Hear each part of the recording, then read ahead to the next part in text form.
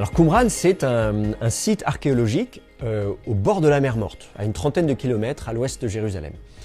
C'est un site dont on connaissait l'existence déjà au XIXe siècle, hein, c'est le nom arabe moderne de ces ruines, mais on ne s'y intéressait vraiment que à la fin de la Seconde Guerre mondiale, à la fin des années 40, quand on a découvert des manuscrits dans des grottes à proximité du site.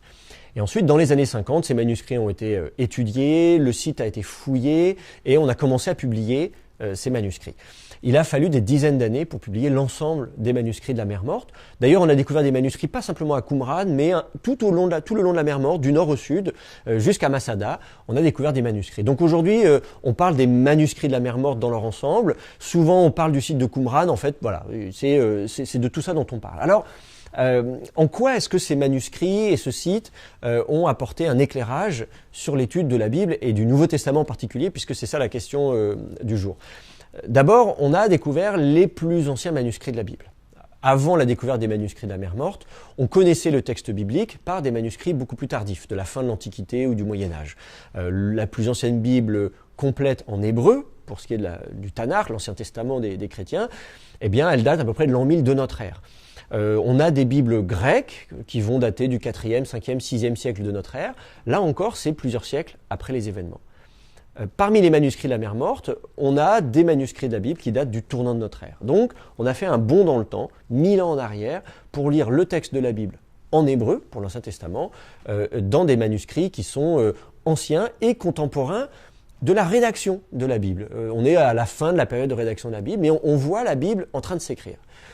On n'a pas retrouvé de manuscrits du Nouveau Testament parmi les manuscrits de la mer Morte, quoique on s'est posé la question. Et il y a eu des hypothèses, il y a eu des idées, des petits fragments grecs, tout petits, mais vraiment des miettes sur lesquelles il y avait quelques lettres grecques. On s'est dit, mais ça pourrait être tel évangile, ça pourrait être tel épître.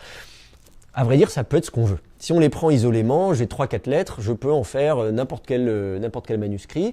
Cela étant, quand on les met bout à bout, parce tous ces petits fragments viennent d'une même grotte, sur papyrus, et grâce aux fibres du papyrus, à la trame, on a pu les disposer et en faire une sorte de patchwork, et là avoir un texte un peu plus étoffé. Et en fait, il s'agit non pas du Nouveau Testament, mais il s'agit du livre d'Enoch, un apocryphe, qui n'est pas dans nos Bibles, sauf qu'en Éthiopie, il fait partie de la Bible d'Éthiopie, mais il est considéré chez nous comme apocryphe, exclu du texte biblique, sauf qu'il apporte un éclairage fabuleux sur le Nouveau Testament.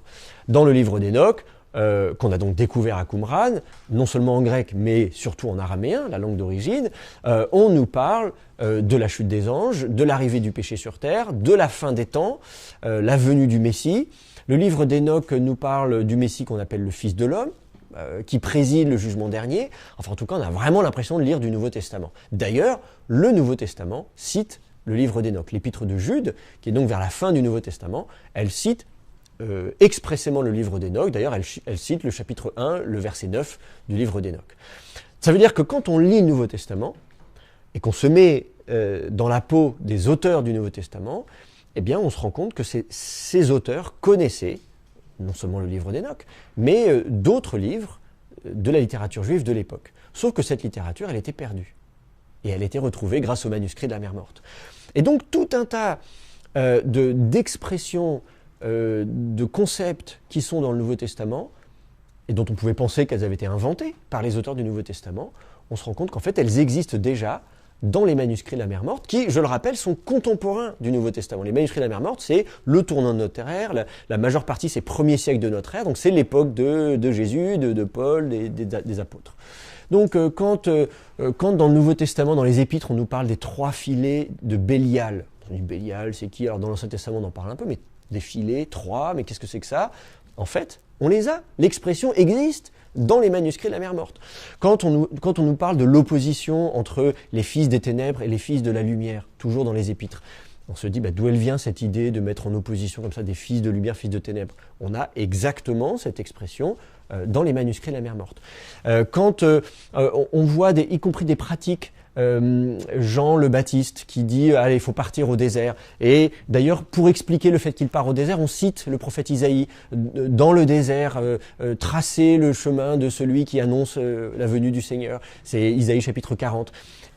Eh bien, dans les manuscrits de la mer Morte, on utilise le même verset pour justifier le fait de partir au désert, pour quitter l'iniquité de ceux qui sont dans le péché et justement se purifier d'une certaine manière. Or, c'est précisément ce que fait Jean. Il va dans le désert et il dit Jean, repentez-vous, et il les baptise. Quand on parle de baptême, sur le site de Qumran, on a retrouvé ce qu'on pourrait appeler des baptistères aujourd'hui. En hébreu, on appelle ça un mikvé. C'est une baignoire, si vous voulez, dans laquelle on vient se plonger. C'est le sens du mot baptême, d'ailleurs, c'est un mot grec, le mot baptême, qui veut dire immersion. Donc, on se dit, ah, mais quand Jean le Baptiste dit aux gens, je vais vous baptiser, on pourrait penser qu'il a inventé le truc. Eh bien, en fait, pas du tout. C'est, là encore, une pratique qui est attestée à Qumran. Donc je pourrais comme ça multiplier les exemples pour montrer à quel point les manuscrits de la Mer Morte et le site de Qumran éclairent de façon prodigieuse le Nouveau Testament. Je pense même que les manuscrits de la Mer Morte sont la meilleure source d'information pour éclairer le Nouveau Testament aujourd'hui. Oui, de fait, à partir du moment où on comprend mieux ce qui se passe dans la société à l'époque, dans le judaïsme à l'époque, dans la tête des auteurs, on comprend mieux ce dont ils veulent nous parler. Ça ne change pas de façon radicale. D'une certaine manière, c'est comme, d'une certaine manière, le propre de l'exégèse, c'est-à-dire de l'étude du texte biblique, on est souvent dans un travail précis. Il ne s'agit pas de dire que c'est vrai, alors qu'on a voulu dire que les manuscrits de la Mer Morte allaient faire complètement s'effondrer la foi chrétienne. On a dit que le Vatican empêchait la publication de ces manuscrits parce que c'était la fin du christianisme. Non, évidemment, ça ne change pas le cœur même du message de l'Évangile. Ça l'éclaire, ça permet de mieux le comprendre, de mieux savoir ce qui se passe à l'époque. L'idée du Messie, par exemple, Jésus est le Messie, ça veut dire quoi? Quand dans le Nouveau Testament, dans les évangiles, on l'acclame Jésus en disant « Fils de David, aie pitié de nous », ou quand au contraire, il arrive une semaine avant la Pâque et qu'il est acclamé « Hosanna, Hosanna », etc. Donc quand il est présenté comme ça, on se dit « Mais qu'est-ce qui se passe dans la tête des gens?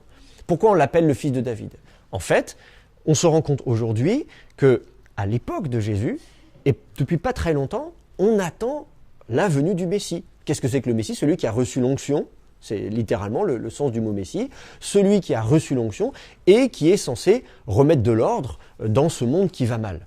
Et on critique le pouvoir politique, on critique le pouvoir religieux, et on attend la venue du Messie. Ça, on le sait aujourd'hui grâce aux manuscrits de la Mer Morte. Et donc, on comprend mieux pourquoi est-ce que Jésus a suscité autant d'excitation, pourquoi les gens s'intéressaient à lui, pourquoi les gens cherchaient des signes messianiques, l'interrogeaient pour savoir quelle était sa position, est-ce qu'il adhère au courant des pharisiens, des sadducéens, est-ce qu'il est prêt à pactiser avec les Romains ou pas? En fait, tout ce qui se passe dans cette société, on le comprend mieux grâce aux manuscrits de la Mer Morte.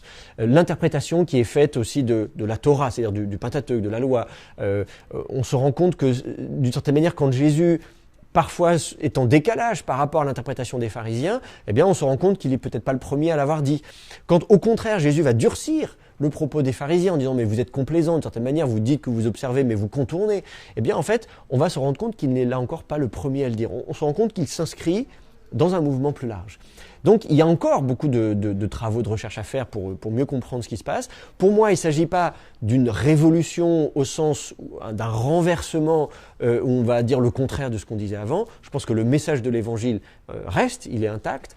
Je dirais au contraire, d'une certaine manière, c'est comme quand vous prenez un diamant qui est déjà très beau, mais vous l'astiquez et vous l'observez sous différentes facettes et vous vous rendez compte en fait du bijou qu'il représente quand il est serti dans son contexte.